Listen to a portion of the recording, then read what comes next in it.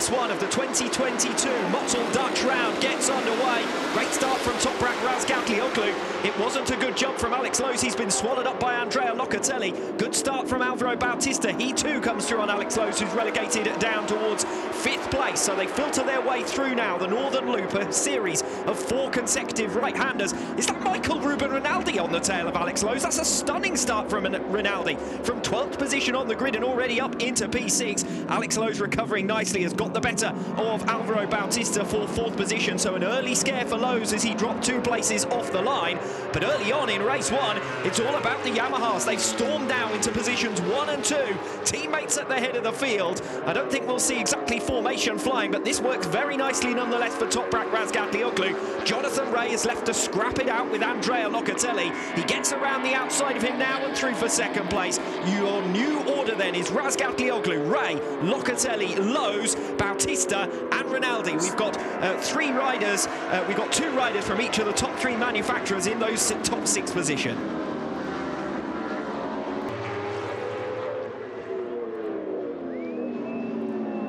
You'd imagine right now 29 degrees track temperature, that's going to be on the limit for Lowes with that X tyre, so Bautista should be able to make some progress on him.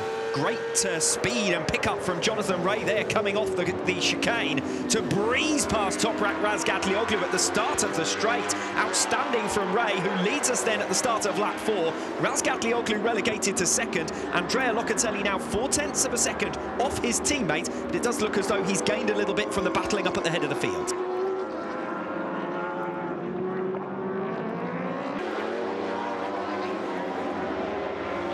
We see the fight behind. That's Scott Redding scything his way through on Luca Myers. So Redding, who dropped out of the points altogether early on, is now through for 11th position, and Garrett Gerloff is next in his sights.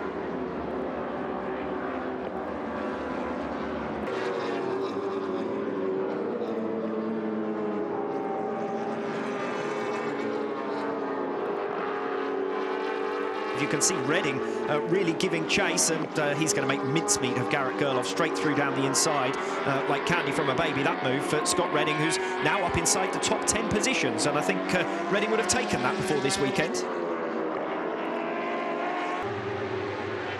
Locatelli looked slightly ragged out of turn 12, and that momentum, lack of it, has been carried all the way down towards the Geert Timmer curve, where Alex Lowes has made his pass. He's now up into the podium places, 3rd position. Lowes needs to bolt now or never, because Bautista, the fastest man of that lead 5 last time around, once again from 5th position. So Bautista on a charge. Fight at the moment for 3rd place. Locatelli back through now on Alex Lowes. And you can see they're just losing time now to the top 2 as well. When you battle like this, you cost each other 1/10 of a second here, 1/10 of a second there, and against Ray and Razgatlioglu, you can't afford to give up that ground. We did have Lowes and Locatelli down as likely title rivals, potentially in a battle for 4th position in the series standings, for example, and at the moment they are fighting it out for 3rd position on the road. No great surprise, they've been evenly matched throughout 2022 so far.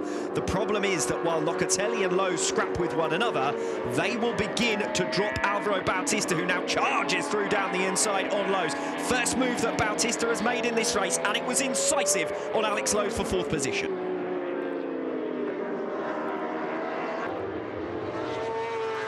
Ray to Lowes, 1st to 5th, is now 1.6 seconds as Alex Lowes tries to recover something on this lap 10 of 21.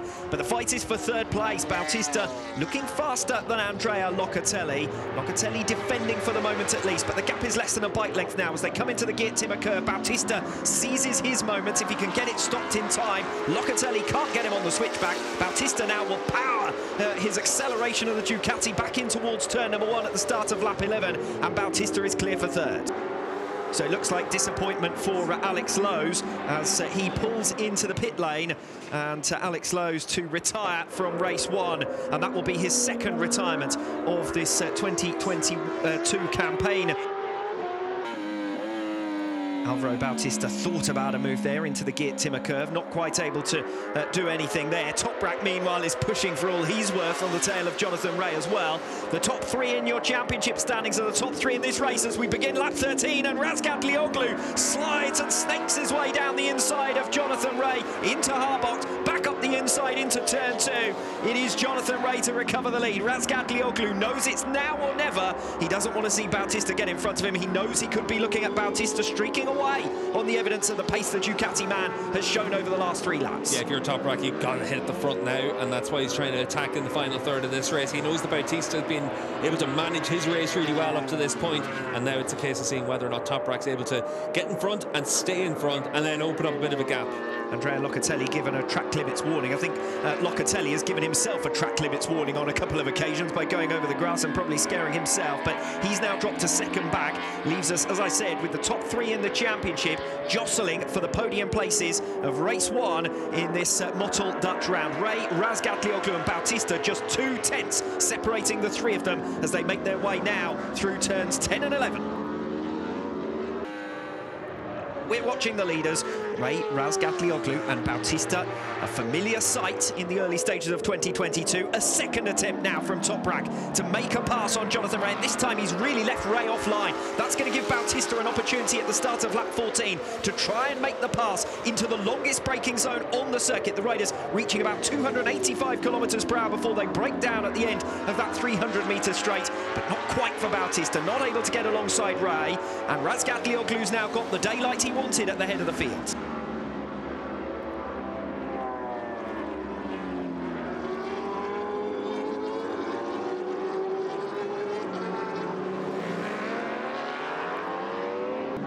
Assen's such a tough circuit on tyres, and certainly with the X tyre, these guys are going to be putting as much through it as possible, and that's going to mean that in the final stage of this race it's going to get more and more difficult. Well, it's +0 now because Jonathan Rea comes storming down the inside of Razgatlioglu to lead at the start of lap 16. Toprak did oh so well to twice stick it down the inside of Jonathan Rea and hit the front, and twice now Rea has responded superbly.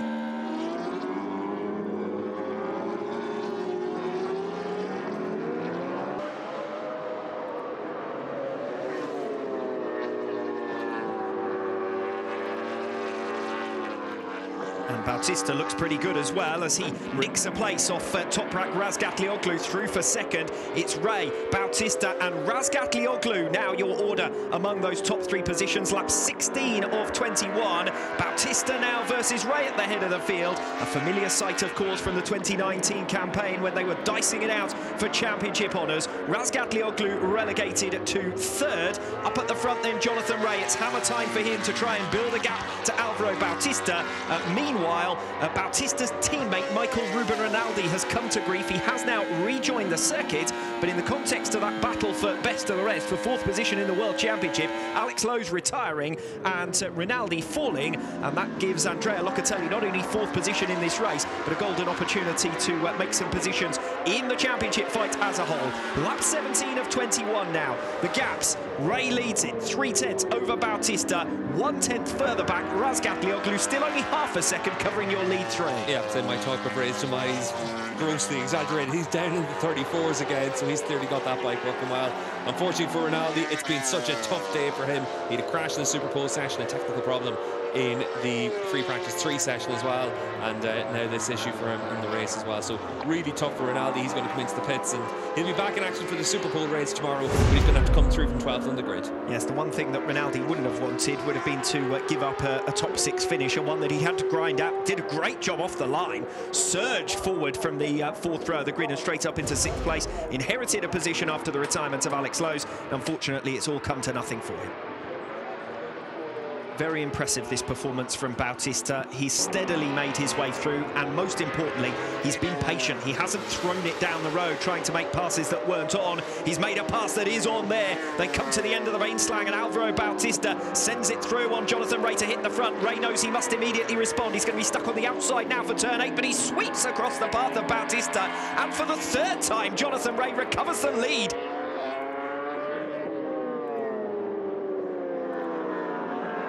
I don't think he's going to be close enough, though. It looks as though Jonathan Rea has controlled this to perfection. 3 times they passed him. Twice Razgatlioglu got through. Bautista's already been through once as well. He's trying to get through one final time in the closing stages here. The last sector now of race 1 in this mottled Dutch round, and Bautista continues to close, and Bautista is just a bike length or so away now as they sweep through turns 14 and 15. It's going to be a jab down the inside into the Geert Timmer curve in front of the grandstands here in Assen. Bautista, though, is not quite close enough. If Ray picks it up nicely off the final turn, he's got it. It's his 16th victory at the TT Circuit Assen, and one of his most hard-fought at this venue. Jonathan Ray wins race 1 of the 2022 mottled Dutch round by just a 10th of a second over Alvaro Bautista. The top 3 in the championship standings are the top 3 in race 1 here in the Netherlands, and they're covered by just over a second.